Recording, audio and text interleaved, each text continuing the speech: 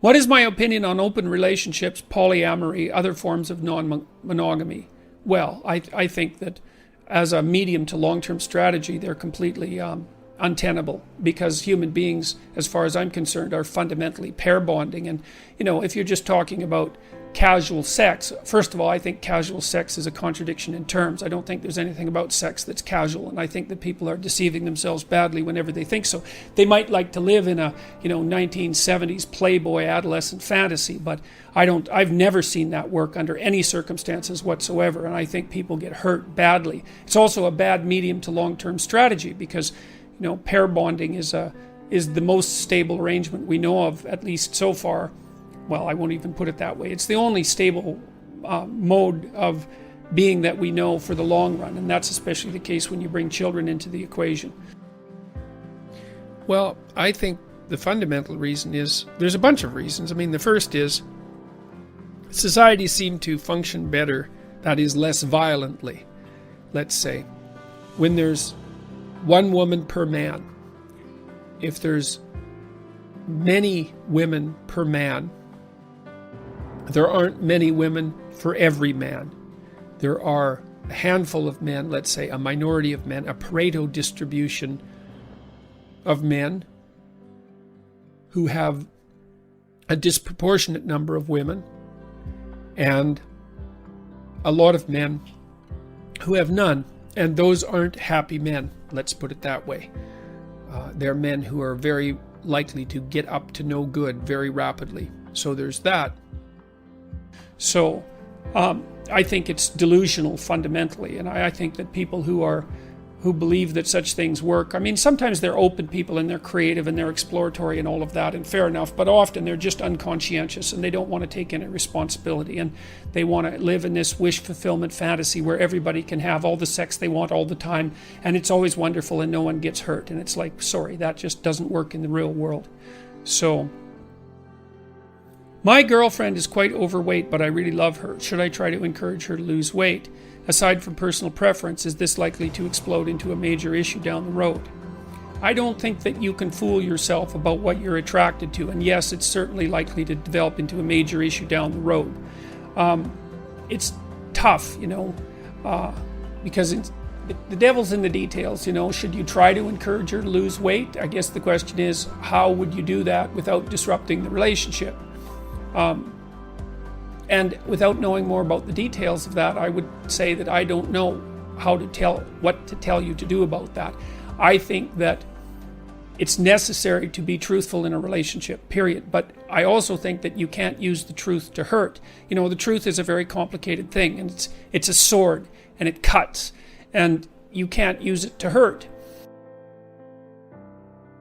That's actually why people get married, just so you know. Because this is built into marital vows. I'm not leaving. Ever, no matter what. It's like, okay, well, that definitely puts a boundary around our arguments, right? Because I can't say every time you manifest one of your flaws, which you're likely to do just as often as me, well, enough of this. It's like, that's horrible, man. If your whole life is, well, every time you get out of line, I'm out of here. It's like, how the hell are you? First of all, you're not going to admit to ever doing anything wrong. Second, you're going to be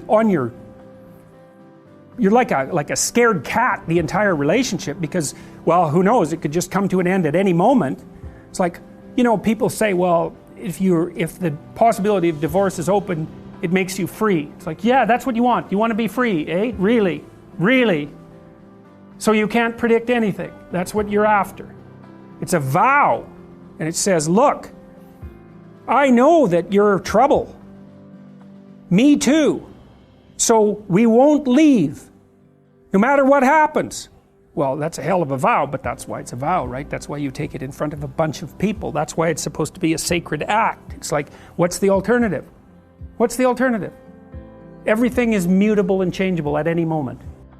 Now, maybe you would be subtle enough to figure out some way that you could both embark on a health-promoting endeavor together, and that would work out. But I would say, if you're in a stable long-term relationship with someone, it's pretty much necessary for both of you to address all the issues that are making you unhappy with each other assuming there's some give and take on that, because otherwise the relationship can easily come apart at the seams. Like I would say my wife and I are both very hard on each other about our physical appearance, let's say, and I'd gained a fair bit of weight from the time I was, say, 40 till the time I was 50, probably because I was eating things that weren't good for me, and I would say that was primarily carbohydrates. I can tell you, if you want to lose weight, you stop eating carbohydrates, man, you'll lose weight like you wouldn't believe. I wouldn't necessarily recommend it because it has some dangers, but it certainly works. But the alternative the alternative is to pretend that everything's all right, and all that means is that you're likely to get drunk someday and have an affair out of bitterness and spite in the fact that you're no longer attracted to your partner. So it's pretty rough. So that's a pretty rough way of thinking about things, but life's pretty rough. So let's say a man has many women, and let's say he's a desirable man for that matter, just for the sake of argument. If he has a variety of women, then those women don't have much of him. So they don't get to establish a real individual relationship with him because it's going to be fragmentary. And I don't believe that that's satisfying for people. I think that what you want, as much as you possibly can, is to have people around you with whom you can weave your life together over the short term, medium term, and long term. It adds depth to your life in a way that almost nothing else can. And so what you do, and so I've been speaking more about permanent polyamorous relationships. You might ask, well, what about sequential ones where, which is in some ways indiscriminable from, from just casual sleeping around. I think the problem with that is that to sleep around casually is to imply that sex is casual. To imply that sex is casual is to assume implicitly that it can be divorced from the rest of life, emotional life, motivational life, values, all of that. And you can divorce it, but you pay a big price for that. I think the price you pay is like the virtual.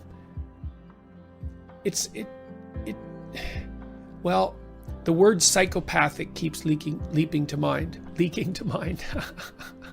Yeah, good old Freud. You have to reduce a person to the casual pleasure of a transient sexual interaction in order to sleep around casually. And I think that once you establish that as a habit with sex, which is a deep experience, if you'll do that with sex, which is a deep experience, then, and you learn how, then what makes you think that won't transfer to everything else that you do?